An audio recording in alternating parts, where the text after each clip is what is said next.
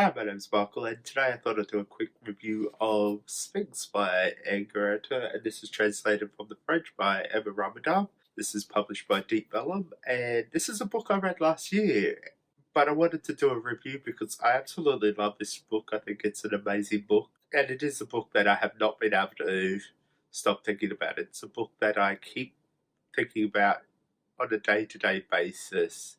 And before I get into what it's about and everything, I just want to talk about Olympian novels, and Garréta is part of the Olimpo, and this is a literary movement that based in France where they try to write things with some constraints. They use constraints to flex their literary muscles to try and achieve something apart from their norms. So one of the main Aleppo writers is George Prex, and he wrote a novel called Avoid, which is the English translation. And it's basically a novel where he decided not to use the letter E.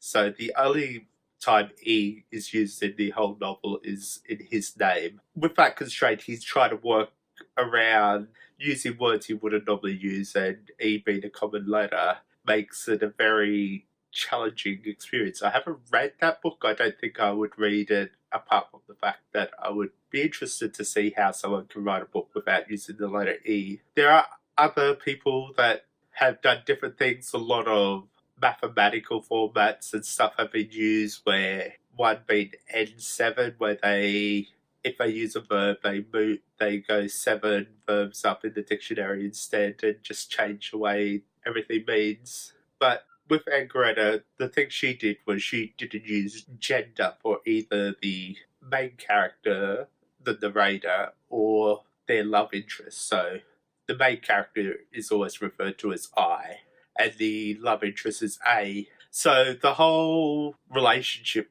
plays out in this book, and you see the highs and lows of their relationship, and the entire time you never know if they're a male or female, and your brain starts to try and put in those genders on these people, and it's interesting to see how your brain kind of assigns a gender without you realizing, and then you go, wait a minute, I don't know if they're a man or I don't know if they're a woman. Like, the narrator is very pushy and very aggressive in their pursuit of A, so my brain automatically thought it was a man because I thought this person can't take no for an answer and kept pursuing and pursuing and pursuing.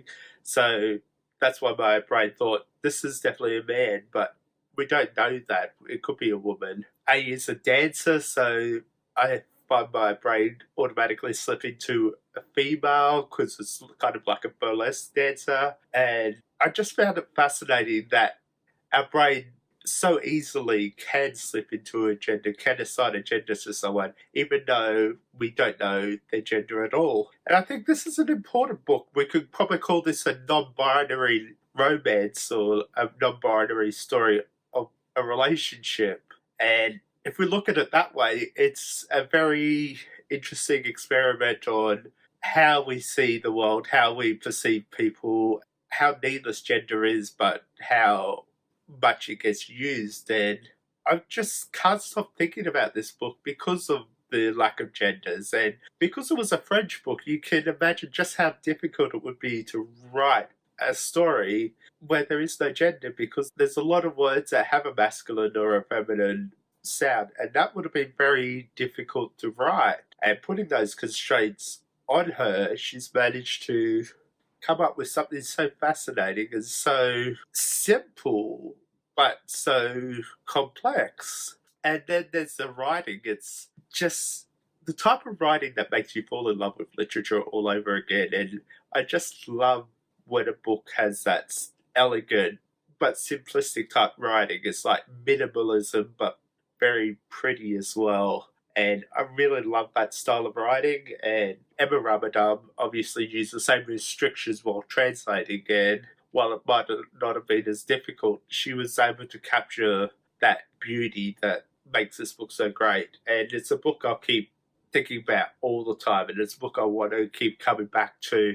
The back of the book calls this a experimental feminist book and queer literature. So I think it's important in those ways as well because we are looking at how gender is played out in this book because we don't know the gender, and it makes us really think about how we see the world, especially with these two characters. And I don't think I've ever read a book with non binary people. I don't think I've even read a book by a non binary person, which is something I definitely need to fix. I think I've got one on my shelf somewhere. But I definitely want to recommend Sphinx. I think it's a beautiful book that I will be reading over and over again, and I talk about over and over again. It's a book that I'm going to recommend here on BookTube. I've done a blog about it, post about it. I've even had an episode of my podcast about this book, and you won't see me stop talking about this book. I'll be putting it on many lists. I think it was almost best book of 2018. It's a book that I think about more than any other book. So that's why I'm doing this video. I just want to recommend it. And I want to do more reviews on this channel. So they might be short reviews. They might be just a 5-minute exploration into a book, just so I can get my thoughts out. And I think reviews are a very important part of the literary world. And we are neglecting them on BookTube too much. So I'm going to try and do more. I want to do more with my BookTube channel. I want to do more with reviews. And I want to promote women in translation, obviously, and just translated literature in general. So expect more from me, hopefully. And we'll see how that goes. If you want to find me elsewhere, all my links to social media are in the description below. And as always, thank you for watching.